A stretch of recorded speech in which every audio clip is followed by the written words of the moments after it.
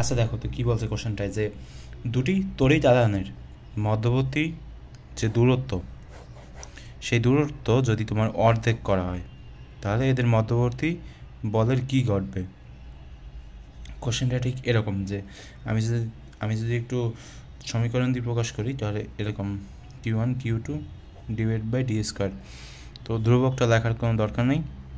তো দেখো কী হয় বিষয়টা, যে Q1 Q2 আর এখানে এই যে ডি স্কোয়ার আছে না, তো এই যে ডি স্কোয়ারে তুমি যদি দূরত্ব অর্ধেক করতে বলছে না, এখন যদি তুমি এখানে হাফ লেখো, ঠিক আছে, ডি স্কোয়ার যেহেতু স্কোয়ার দেবা।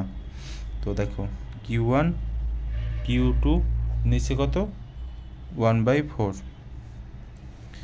4 যদি উপরে যায়, 4 তো এখন উপরেই যাবে নাকি, এই পেশে লিখি 4 গুণ Q1 Q2। দেখো তো কী হবে, দুটি তড়িৎ আধানের মধ্যবর্তী দূরত্ব অর্ধেক করা হলে এদের মধ্যবর্তী বলের কী ঘটবে। মধ্যবর্তী বলের কী ঘটবে বলো তো। এই যে মধ্যবর্তী দুইটা বল আছে না, Q1 ও Q2, এই দুইটা 4 গুণ হয়ে যাবে, ঠিক আছে। এখানে দেখো লেখা আছে না 4 গুণ হবে, 4 গুণ হয়ে যাবে, ঠিক আছে। যেহেতু এখানে 4টা উপরে চলে গেছে, উপরে চলে যাওয়া মানে কি Q1 Q2 এর সাথে গুণ হবে তোমার 4, ঠিক আছে। বুঝতে কি পেরেছো? তো এরকমভাবে আমরা এগুলো বের করতে পারি, ঠিক আছে।